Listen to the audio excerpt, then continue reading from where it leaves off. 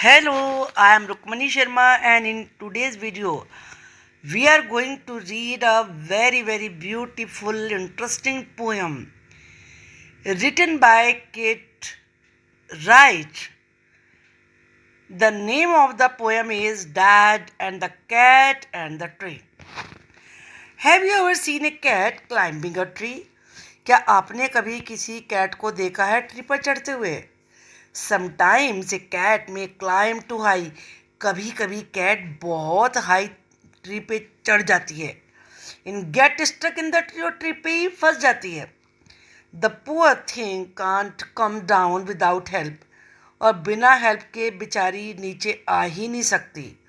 How would you help it? आप कैसे उसकी हेल्प करेंगे? Surely not like dad in the poem. इस पोएम में डैड कैट की हेल्प करते हैं जो ऊपर जाके ट्री पे बैठ जाती है।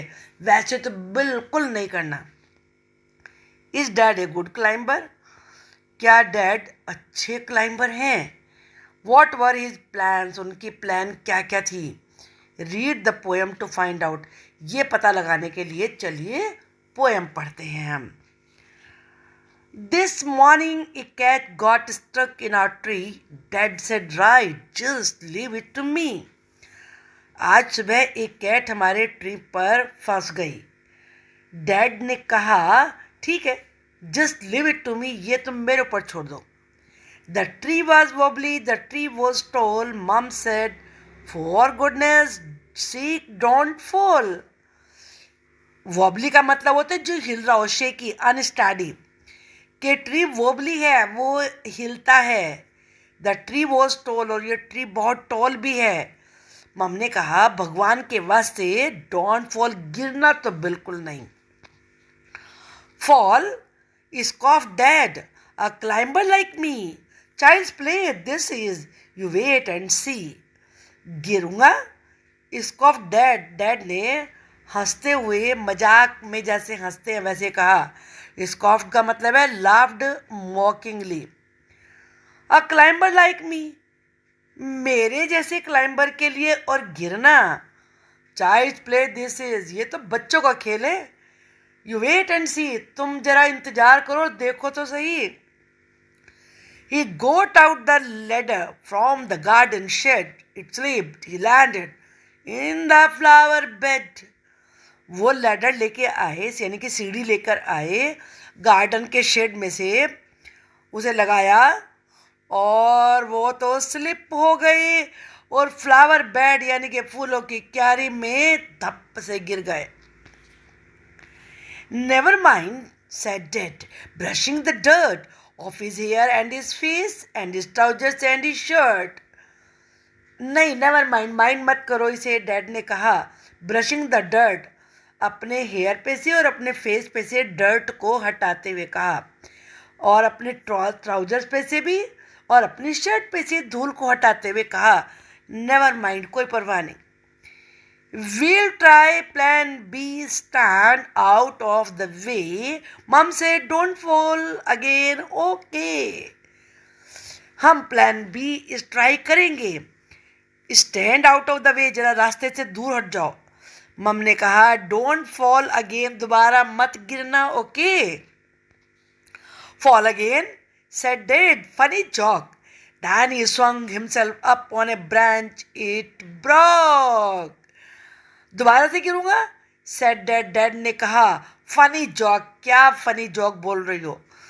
Then he swung himself up on a branch, तब उन्होंने घूम के अपने आप को एक ब्रांच पे उठाया और वो टूट गई। Dad landed well up back on the deck, mum said stop it, you will break your neck. Dad landed well up का मतलब है फेल हैवीली।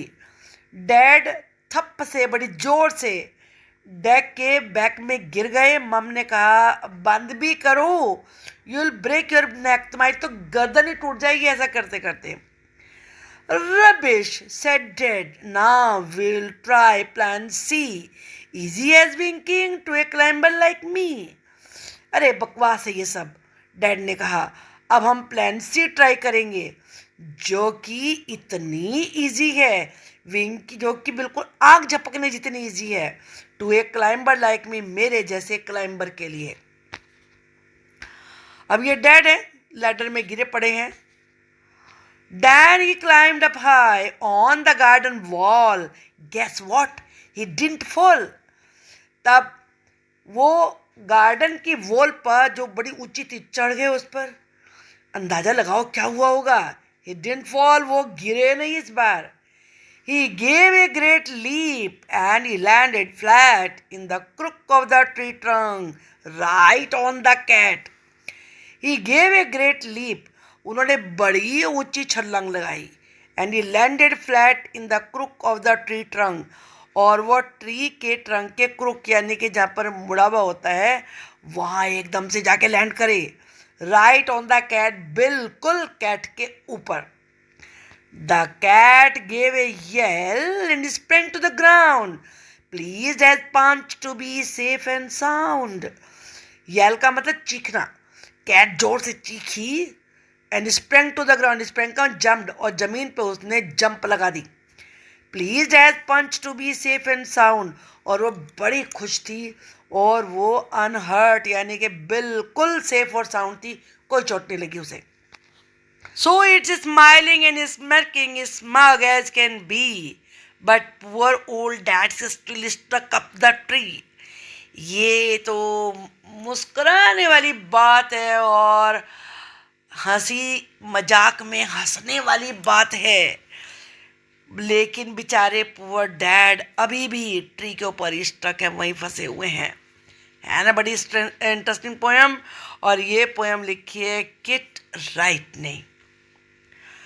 अब इसके हम वर्ड मीनिंग देखते हैं। Wobbly, unsteady, for goodness sake, an exclamation expressing protest, हे भगवान। स्कॉफ्ड, लाफ्ड, मॉकिंगली, मजाक बनाते हुए हंसना। Child's play, very easy to do, बहुत ही आसान काम। लैंडेड, वेल अप, जोर धप से गिरना या धम से गिरना। प्लीज एज पंच, बहुत खुश होना। Safe and sound, unhurt. अब हम इसके क्वेश्चन आंसर देखेंगे।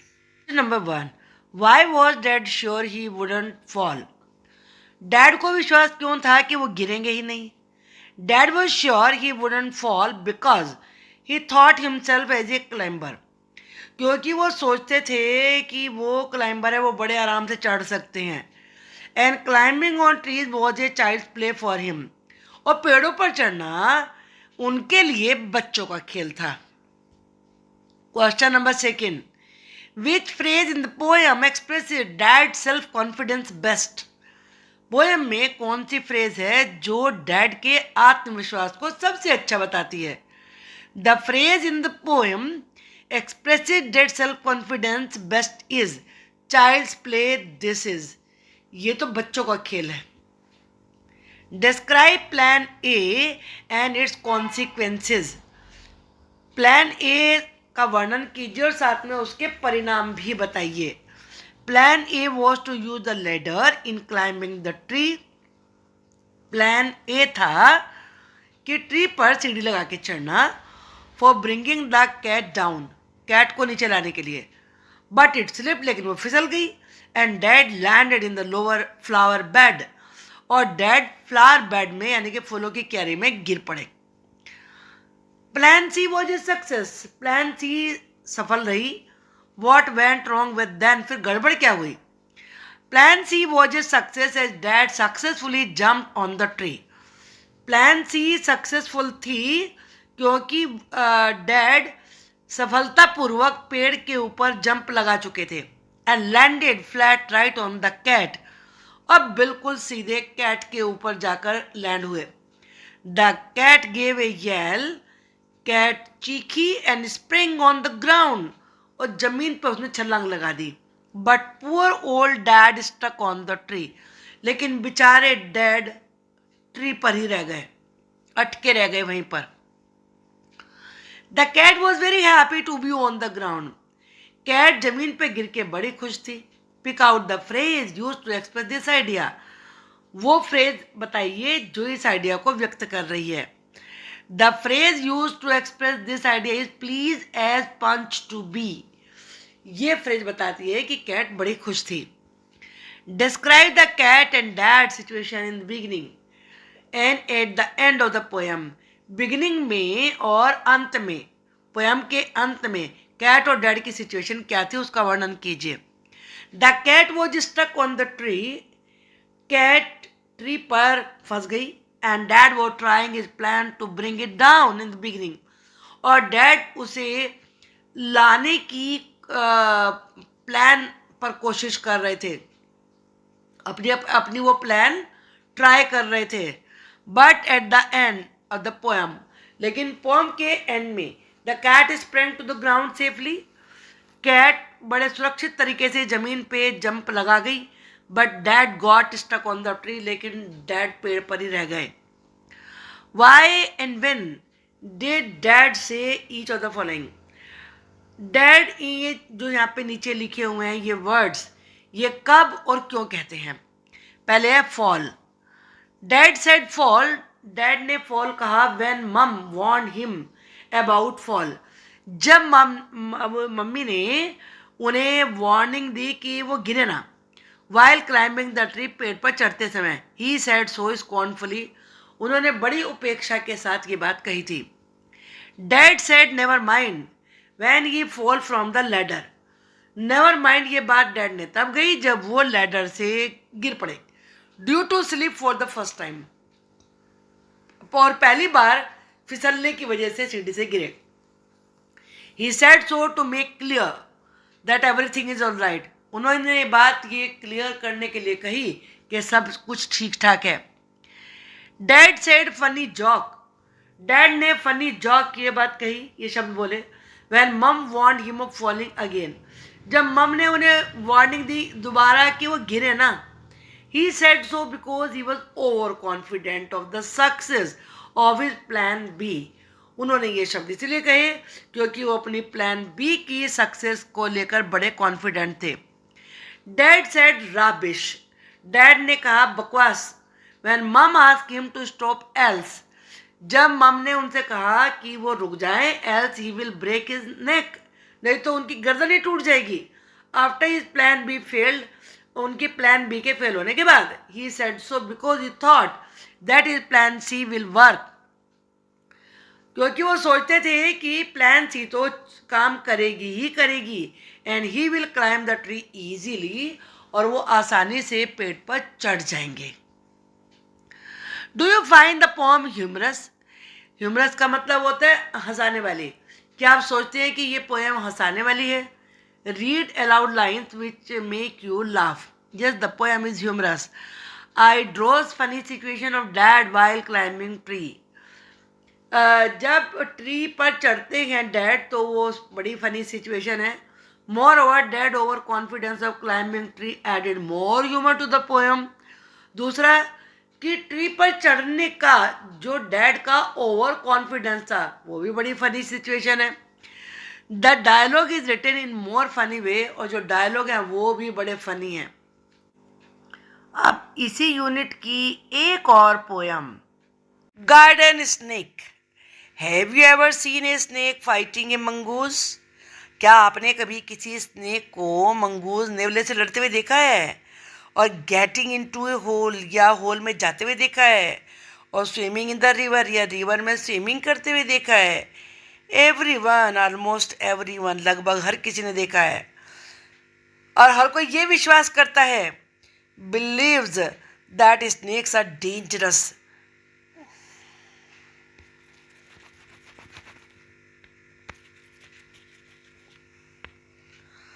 Garden snake, have you ever seen a snake fighting a mongoose, क्या आपने स्नेक को नेवले से लड़ते हुए देखा है, और गेटिंग इनटू होल, होल में जाते हुए देखा है, swimming in the river, river में स्विम करते हुए देखा है। एवरीवन, ऑलमोस्ट एवरीवन, बिलीव्स, हर कोई, लगभग हर एक विश्वास करता है, दैट स्नेक्स आर डेंजरस, कि स्नेक डेंजरस होते हैं। सम आर, कुछ होते हैं, मोस्ट आर नॉट, ज़्यादातर नहीं होते। Read this poem on A harmless garden snake, जो गार्डन में ऐसे स्नेक होते हैं जो नुकसान ही नहीं पहुंचाते, उनके ऊपर ये पोएम पढ़िए। I saw a snake and ran away. Some snakes are dangerous, they say, But mother says that kind is good and eats up insect for his food. So when he wiggles in the grass, I'll stand aside and watch him pass and tell myself there's no mistake, it's just a harmless garden snake. ये poem लिखी है Muriel L सोने ने। मैंने एक snake को देखा और भाग गया।